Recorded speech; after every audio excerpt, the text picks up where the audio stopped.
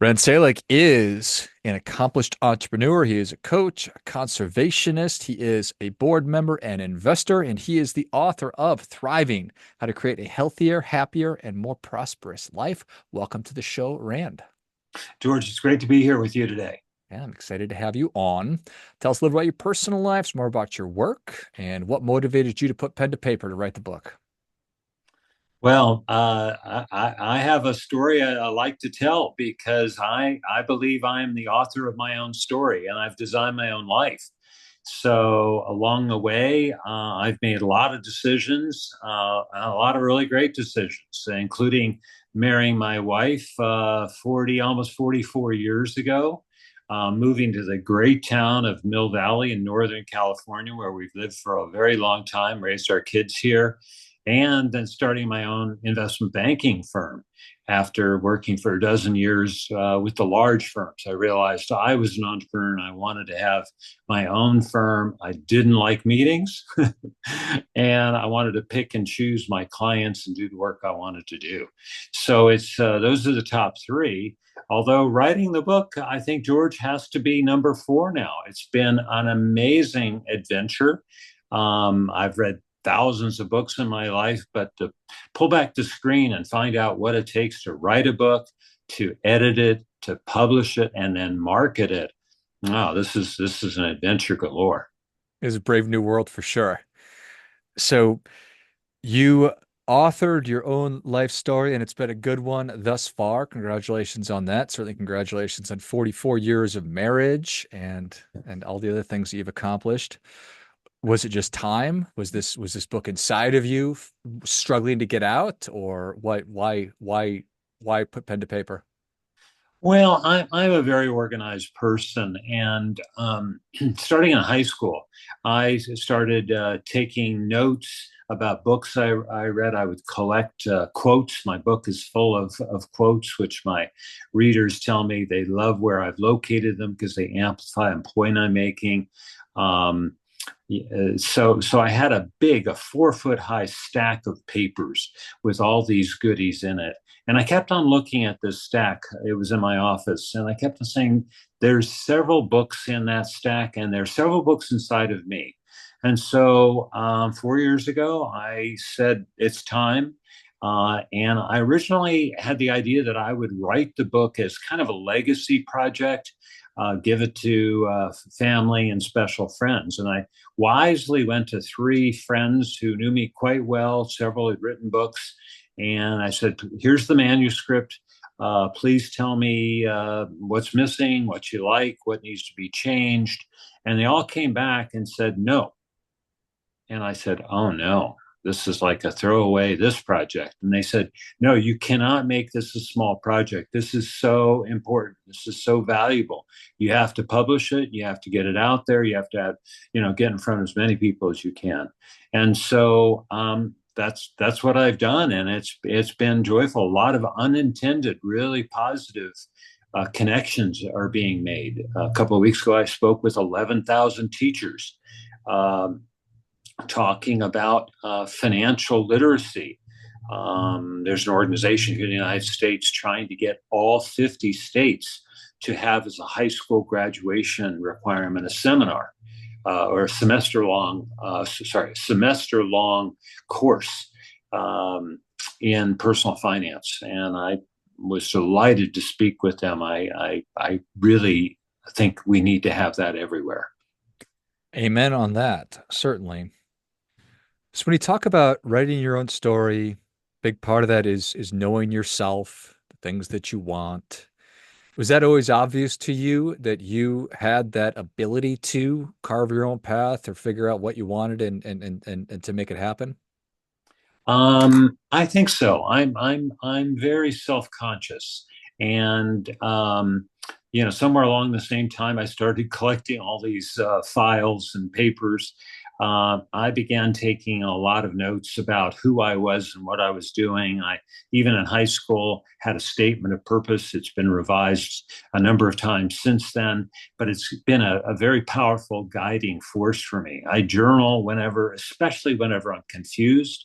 how I'm feeling about things, because often it's not just one simple emotion that's going on, it's an interweave of things. And I need to take the time to break it down, figure out what's going on. Only after I figured out what's going on can then I come up with the solutions and what I need to do next. So yeah, I'm very happy with that approach to life. I really recommend other people take it too. But you're right, George. It's a deep dive, and it's not a one and done. There's Twain who says, or Mark Twain says, the two most important days of your life is the day you're born and the day you figure out why. And I love that idea. I think he actually needs to revise it to say, and I'm going to revise it for him right now as a published author, I can do that, is it's not just one day when you figure out why, it's multiple days, because you can revise it over time and have new focuses, no new purpose for getting on with things. You had a statement of purpose when you were in high school? That seems crazy to me. Well, I'll tell you, it was pretty wide open. It was to reach my potential, Okay. and but it gave me a lot of energy. It got me on the road to being a lifelong learner. I like to say I picked my parents well. My mother is a scientist. She's still with us. She's turning 99 next month, and she loved to read. I began reading very early on, and this whole idea of having being curious about things, I think I got in spades from her. And this is, I mean, we all change. We all change. Yeah, if you look at yourself 3 years ago, 5 years ago, whatever it is, you're not quite the same person. And it's certainly the world is different. So navigating through the changes that are going on, being a lifelong learner, being curious is very valuable. And it has a super duper bonus that it helps with conflict resolution. A situation might be where you have a friend that you're talking to about something, and a topic comes up where he starts talking about, he or she starts talking about something, and you go, that's gobbledygook. That is the stupidest thing I ever heard. And you can get into some problems if you pursue it that way. But if instead you say, hey, I'm curious, tell me more about that, and sort of kind of detach yourself a little bit, be the sort of fly on the wall, ask some really great questions, keep pursuing it until you really understand. Doesn't mean you have to change your view of the world or that topic, but it means you're understanding them better. And that's a way of avoiding a lot of messy problems. It's all being curious. I think that that's extremely valuable advice and certainly extremely practical advice right there. So thank you for that. I've come to realize that my ultimate driving purpose, force, what the thing that animates me is realizing my potential as well. It took me probably until I was 45 years old to figure that out. So you got me beat by a couple of years. Is that still yours? No, I didn't think it was clear enough for me, and it didn't have enough legs. So I revised it in the direction of becoming the best person that I can be, and to navigate through life being kind and being generous, being a good listener, uh, doing acts of loving kindness, being a good person for the planet. That's why I do the conservation work I do, sharing what I know and trying to help this marvelous planet that we're living on. So I've said a bunch of things there, but I broke them into very specific things. My kids are grown up; they're doing fantastically well. So the role that I played and had a purpose for decades had to do with raising them. That's set. I mean, they still listen to me. They still ask me questions and ask for advice. But I know my voice and my wife's voice is in their heads, and that's good. So now I can go back out into the world with purpose. Appreciate that. So you talk about the importance of humility and courage. to be able to take different risks. And it's pretty clear to me that you've already expressed humility throughout the course of the short amount of time that we've been visiting. And I would consider you to be a self-assured, self-understanding person and talking about being kind and loving acts of kindness and just being a good steward of all of these things. Tell me a little bit more about courage to take risks.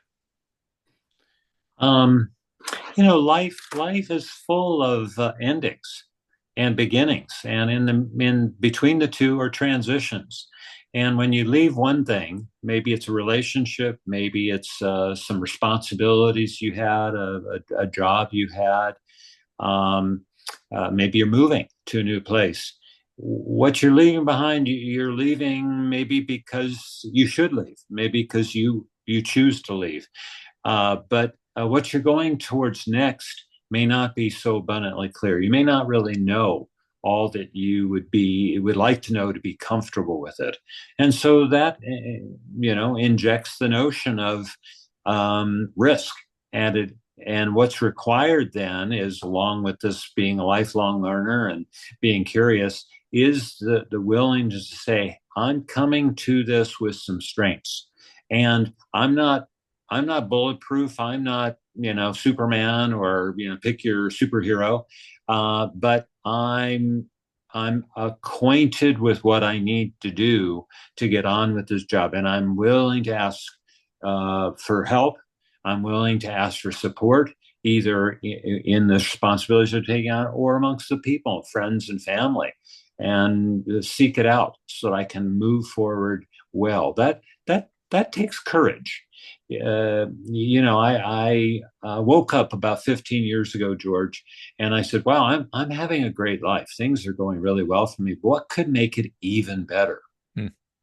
And I immediately said, "Deeper, more enduring friendships." I've always had a lot of friends, male and female, and I said, what I need to do is I'm going to pick six friends. They happen to all be males, although I have many female friends, and I'm going to be vulnerable with them. And I'm going to tell them stuff and ask them for their input about stuff that they've never heard from me before, because they always see me as being a strong, self-assured guy, running my own company and having a good family and all these things. And I said, I have to be aware that the needle may not move for all six of them. I don't think anybody's going to vote me off the island, but there's a little bit of risk about all this. And I'm very delighted to say 5 out of 6 immediately respond with some really good suggestions. So they knew me. And they also began opening up about issues that they were facing. It just deepened our friendship and our relationship. And the one that didn't move the needle, it didn't, everything stayed really good. So he just wasn't really ready for a more open thing. I think that's all about him. And that's fine. I still think he's a great guy, and we still connect from time to time. Appreciate So that. this is the great life that we can have for ourselves on this path to thriving. It's about making choices. It's about choosing how we spend our time and who we spend our time with and what our habits are and even our feelings. And being positive is so enormously important. So much important stuff. So many things I want to ask you. I agree with all of it, and I think it's cool that 15 years ago you looked around and said, this is going awesome, but what could make it even better? And to go through that process and to ask those questions and to get the feedback and then to implement it. Does that time is it was it a recognition? Because you also talk about enoughness. So I guess that's what I wanted to sort of segue into. Is it realizing like, wow, okay, I have enough. But I guess just tell me more about that. Well, I talk about enoughness when I'm talking about defining success. Our society has throws at us countless messages about success is financial. And it's easy to kind of do that because the yardsticks are relatively clear: income, your investments if you have some, and those kinds of things, how much debt you have and whatnot.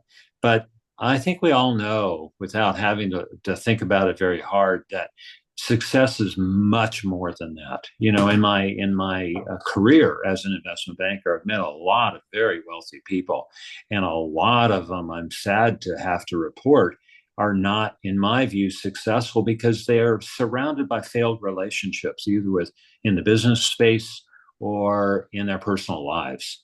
And that to me is an essential. It's not the only one. There are many, many ingredients, and I just invite people to say, take some time, think about what does success look like for you. Don't pay any attention to social media.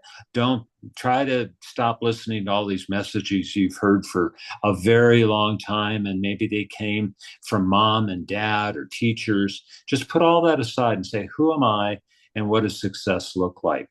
And once you have that definition, and for me, it's a robust definition. It includes spirituality, includes physical and emotional health. And of course, financial things, and relationships of quality. But at a certain point, you can say, enough. Do I have enough?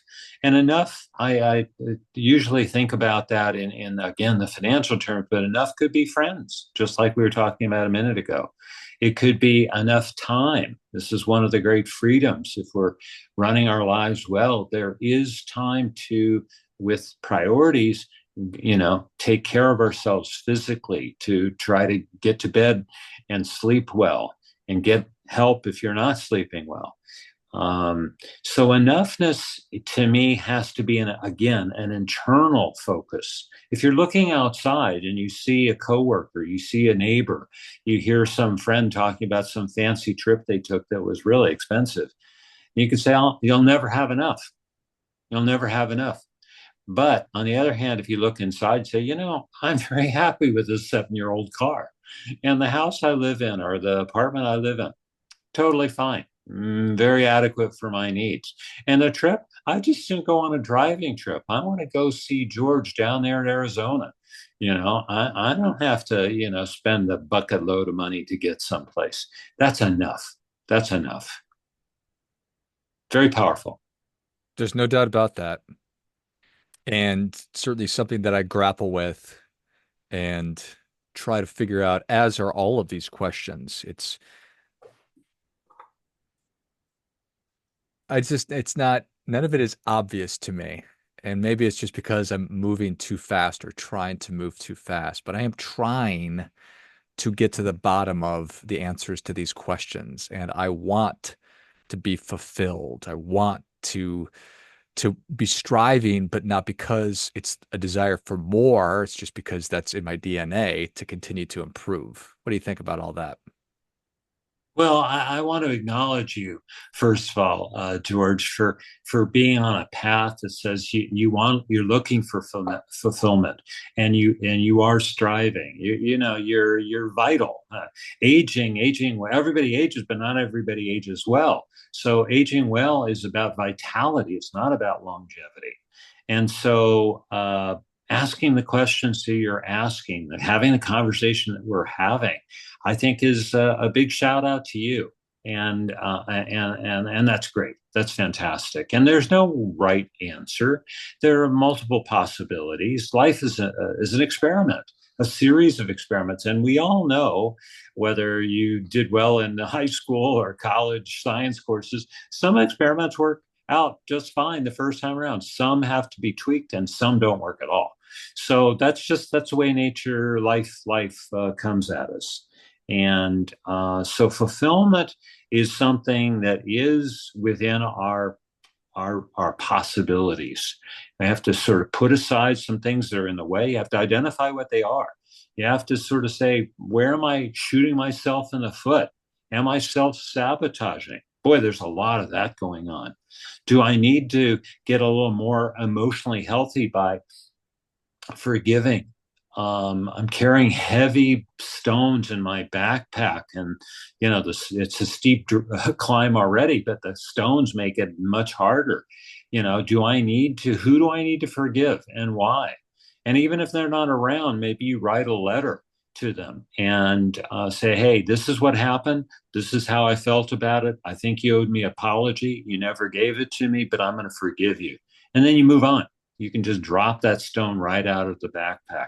And same for yourself. Forgive yourself. I mean, I've yet to meet somebody who says I have never made a mistake. I have nothing to forgive myself for. That doesn't happen. So you have to say, well, where was I not, morally right, or when was I not a good person? And you have to forgive yourself, and again, move on. Very, very, very helpful. Totally agree. And when you say it, it seems so obvious. And just thinking about myself, I think I'm probably more wired to trying to make myself stronger to go faster, whereas I can get faster by doing the work that you just described, by getting rid of some of those stones that I'm carrying around with me. Oh, so true. I read a book recently that 10x is easier than 2x. Hmm. And it's along this line that sometimes we get stuck and we're pushing so hard on the day-to-dayness. We've kind of lost the vision of who we are, what's important to us. Um, there's a distinction. I have a chapter in my book on leadership and management, and a lot of people use those terms interchangeably, but they're very different concepts. Uh, there's a great quote by Stephen Covey, and he said something along this line. I'm going to paraphrase that management is operational efficiency in climbing the ladder to success, but leadership is making sure the ladder's on the right wall. Hmm. So it's all about you doing the kinds of things that are important, have value, that are having impact, and in some cases, about having your focus be on somebody else and something else. When I am happiest, I'm invisible. It's not about me. It's about doing this work of helping somebody else, or helping our local marsh where we're the environmental stewards, and my wife says, get over yourself, we're weed pickers, we take out non-native invasive plants. Okay, fair enough, that's what we do. But it's so satisfying, and the time goes by very quickly, and that's a big signal to me that I'm in that zone, that I'm not looking at my watch every 10 minutes. I look at my watch a few hours later and go, I can't believe that this amount of time's gone by. Marvelous. It's absolutely marvelous. How did you think about that while you were running your company, while you were doing billions of dollars in deals and transactions? Was this was still a part of your life, or was that compartmentalized? Well, I had some really great learning experience the first dozen years of my career after getting my MBA from Stanford. I went to what I call the caverns of Wall Street. I worked with big firms, and I worked with some incredibly talented, very smart people. And I realized these are most of them are not my kind of people. They're doing deals because they were going to make money. They weren't asking any questions about whether this was a good deal to do, whether it's going to have a good impact for consumers or the planet. And I said, no, no, no. When I finally set up my own company, it took 3 years, asking a lot of questions. What was my talent? Was I ready? My wife and I went off for a couple of coffees and pieces of pie, no fancy dinner. We said, this is maybe the world we're going to be walking into, or are we going to be okay with that? And so I set up my company based on some very specific principles. And one was that I wanted to have clients that I respected, and that respected me, and that we could have a great communication, because it's really important for me to understand what's the good stuff as well as the not so good stuff about my client as well as their company. And if they can't communicate that to me, that's a real issue. And I can detect this very quickly. I think a lot of us can, whether somebody being open, whether somebody has integrity. And so one of the things I also set up as a principle was I want to be able to live and work in the same town. I didn't want to have the big commute, and I wanted to be able to have the time, have my hand on this, on the gear shift to decide whether I could say no to a client. Okay, instead of doing five, have five clients all at the same time. Four is just plenty because I'm a little league coach and I need to carve out the extra time to do that. I want to carve out the time to be the scoutmaster that I was for quite a number of years. And so this was a choice I was making. And could I have made more money? Well, yeah, of course I could have. But would I have been a richer person? Not in the least. Not in the least. So, we can again measure things. It's not kind of how much money you have. Sometimes it's how much wealth have you accumulated inside. Are you smiling? Can you put your head on the pillow at the end of the night and say, it was a good day. I did good. I did a good job. I think that's beautiful. So I wanted to ask you about prioritization, but I feel like you already answered it going into your opening your own company with eyes wide open and making those decisions. You set it up in a way that I imagine that the smaller decisions were probably not obvious, but a lot easier. Really true. It's really true, George. It's a subtle point, but it's really important. Part of this difference between leadership and management is you can get really consumed with the day-to-day management of things, but if you don't have any real vision, no real mission, then you can't pull away from the minutia to say, hey, this is not important. This is not a priority, and let me focus on the priority. If I get to those smaller things later, great. If I can't, obviously they they didn't rise to the level of importance that demanded my time and attention. I think it's important too. I just want to come back to this question of speed. Um, it's important to slow things down. And I do that in various ways. One, I consider myself to be a very spiritual person. And by that, I mean that I am humble and I'm in awe. And the way I get to that place more often than not is by taking a walk, usually by myself, out in nature.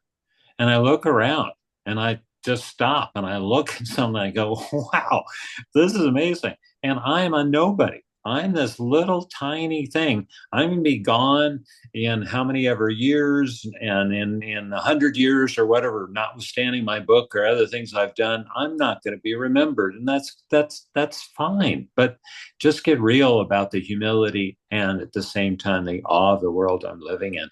That just causes I can feel my heart rate slowing down. I turn the phone off, completely off. I'm not tethered to it when I'm there doing that. And so slowing things down is a gift we can give ourselves. I just encourage people to embrace that gift. Agreed. Well, Rand, thank you so much for coming on. Where can people learn more about you? Where can they get their copy of Thriving, How to Create a Healthier, Happier, and More Prosperous Life? Well, yeah, thank you, George. My book is available at Amazon, of course, but also at independent bookstores. You can go to my book website, www.randselig.com, RANDSELIG.com. And there's a lot of information about me, some amazing testimonials in from a number of great people, including the head of Kaiser Permanente, Dr. Ansari. There are quotes. You can get the 40 quotes that I think are some of the best quotes by chapter in my book. You can contact me. Connect with Rand, and if somebody you have a question or you want to invite me to do something, that's a great way to do it. You can obviously order the book. So, and there are a list of other podcasts, George. I've done quite a number of podcasts in the last 7, 8 months, and this is really my purpose: is to engage people around the possibilities of thriving. I love it. If you enjoyed this as much as I did, show Rand your appreciation and share today's show with a friend who also appreciates good ideas. Pick up your copy of Thriving: How to Create a Healthier, Happier, and More Prosperous Life on Amazon or wherever you enjoy buying your books. Go to Rand Selig, RandSelig.com, and check out all things beyond our scope of our conversation today. Check out the other podcasts Rand has been on and reach out and get in touch and see if there's an opportunity to work together. Thanks again, Rand. George, my pleasure. Until next time, remember, do your part by doing your best.